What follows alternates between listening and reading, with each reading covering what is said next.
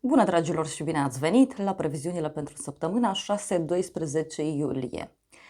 O săptămână foarte interesantă. În primul rând, este o săptămână în care lucrurile, să știți că se vor mișca pe repede înainte. Vom vedea că se pune o frână așa bruscă în viața fiecăruia, pentru că, așa cum spuneam, suntem într-un val energetic foarte puternic care nu este liniar. Da? El se mișcă haotic și noi nu trebuie să ne scăldăm în haosul respectiv, ci este o săptămână în care e ca și cum valul ăsta schimbă direcția, da? Vrea să măture și o altă parte. Dar este o săptămână în care ni se cere să ne întoarcem la noi, la adevărul nostru și să vedem fizic, palpabil, practic, ce anume merită lăsat și ce anume trebuie aruncat până la urmă. Mai mult decât atât, este o săptămână în care Neptun începe mersul aparent retrograd, va sta așa până pe 12 decembrie. Neptun retrogradează în fiecare an, deci nu e un capăt de lume, dar el ne invită să ne întoarcem la noi, da? Și să vedem adevărul nostru și să fim sinceri noi cu noi, să vedem cu adevărat ce trebuie schimbat în noi, în primul rând. Da? Și mai mult decât atât, e o săptămână în care, uite, și Venus schimbă zodia, se mută în Fecioară, doar că Venus de acolo din Fecioară face un trigon și cu Chiron din Taur și face și conjuncție cu nodul sud din Fecioară și opoziție cu nodul nord. Fecioara e guvernată de Mercur, Mercur e în mers aparent retrograd, da, prin rac, deci ceea ce înseamnă că e o săptămână în care se pune o frână și suntem întorși pe un anumit drum. E ca și cum pe undeva am trecut așa pe repede înainte și acum se pune frână și zice ia să ne întoarcem puțin să vedem despre ce e vorba, să vedem că undeva n-am luat premiu, undeva n-am luat ce trebuia, undeva lucrurile n-au fost așa cum mi s-au părut și e o săptămână în care să știți că din trecut ne poate veni ajutorul. Bineînțeles că e o săptămână și cu un mic mare haos și mai mult decât atât, e o perioadă în care, uite, putem să vedem, da? Dacă se merită să rămânem la un loc de muncă unde ne stresăm, nu ne simțim bine, mereu apar probleme, sau e cazul să plecăm de acolo. Da? Uite, Venus acolo în Fecioară și în conjuncție cu nodul sud și în trigon cu Chiron, uite, ne poate da și acea sclipire, pentru că suntem în arcana stelei în luna iulie din 2026, acea sclipire cum că nu știu, când eram noi mici, când eram noi acum nu știu câți ani, aveam noi un talent, aveam o plăcere, da? Nu simțeam cum trece timpul, iubeam să facem lucrul respectiv și îl putem monetiza, da? Putem să revenim asupra acelor lucruri, că nu le mai putem lua fix așa din trecut să le punem în prezent, ci ele trebuie șlefuite. În dragoste, să știți că e o săptămână în care, din păcate, din fericire,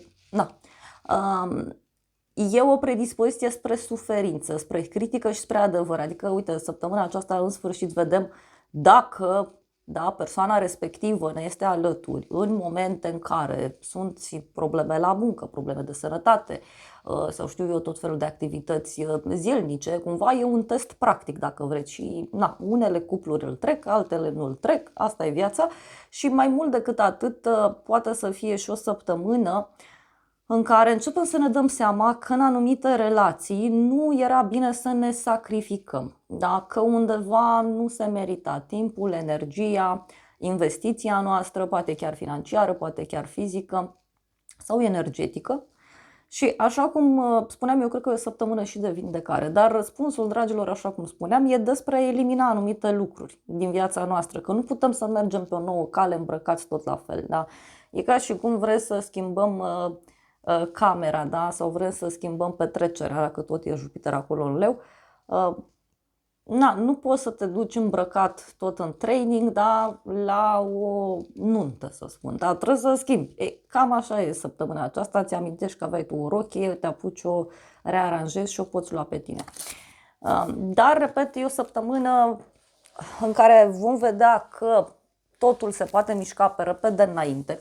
Eu acum filmez sâmbătă, da? Sâmbătă pe 4 iulie. Acum conjuncția aceea Marte-Uranus cu siguranță va da tot felul de lucruri explozive în perioada aceasta, nu neapărat sâmbătă dimineața, da? Eu acum filmez pe la amiază sau sâmbătă în general.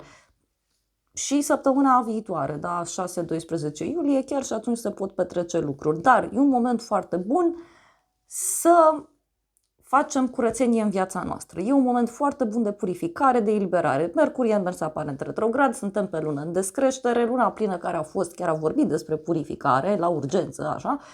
Așa că e un moment bun. Acum depinde de fiecare. Da? Depinde de fiecare cum anume alege să acționeze. Bineînțeles că pentru fiecare zodie în parte e diferit, pe unde se pune frâna, pe unde se vede adevărul, da? Ce anume ne poate ajuta de prin trecut sau unde anume e testul prin relații. Da, și atenție puțin în perioada aceasta, da? Cei care, nu știu, vă căutați pe cineva sau dacă vă apucă dragostea săptămâna aceasta, mare atenție, pentru că acolo e un fel de karmă, să zic așa, de salvator, de vindecător și nu prea e ok, de regulă relațiile astea nu sunt sănătoase. Da?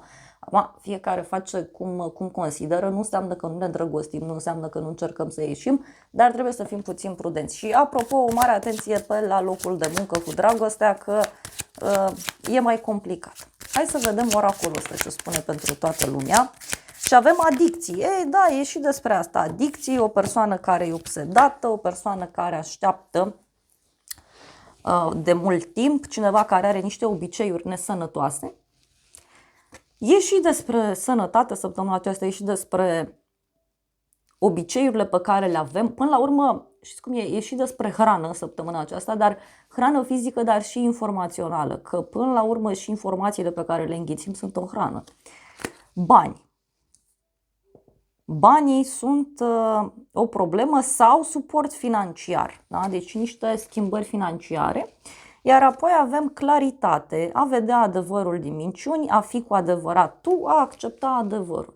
Foarte frumos. Și încă ceva, e o săptămână în care ni se cere, dragilor, în continuare să iertăm, să ne iertăm pe noi. Acolo e foarte important. Da? Și avem minciuni ascunse, cineva care ascunde adevărul, cineva care nu spune toată povestea. Deci o săptămână în care mai putem vedea anumite lucruri prin viața noastră. Vedeți că e o săptămână cu multă grabă și o săptămână ușor haotică. Nu înseamnă că e negativă, dar e o săptămână așa în care ni se cere să ne întoarcem puțin la valoarea noastră. Cam atât în mare parte. Vreau să vedem ce se întâmplă pentru fiecare zodie, așa că te invit cu drag pe aplicația mea să vezi ce se întâmplă pentru semnul tău zodiacal.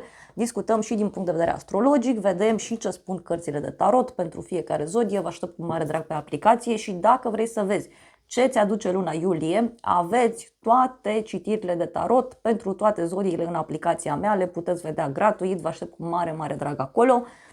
Și ce să vă zic, dragilor, vă doresc o săptămână cât mai bună. Vă doresc o săptămână în care să vă întoarceți la voi, da? Și să nu mai căutați vinovați prin exterior. Da? Pentru că de cele mai multe ori de la noi pleacă totul. De cele mai multe ori noi ne mințim pe noi și după aia spunem, aoleu, dar de ce întâlnesc oameni care mă mint? Că eu nu mint, eu sunt sincer sau sinceră cu toată lumea. Da, da, cu tine ești sincer sau sinceră?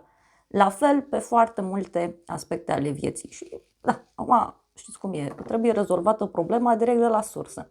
Vă iubesc, vă îmbrățișez, vă aștept cu mare drag pe aplicație, ne vedem acolo să vedeți ce se întâmplă pentru zodia voastră și stați aproape că pregătim surprize foarte, foarte plăcute acolo. Vă îmbrățișez cu drag și ne vedem pe aplicație.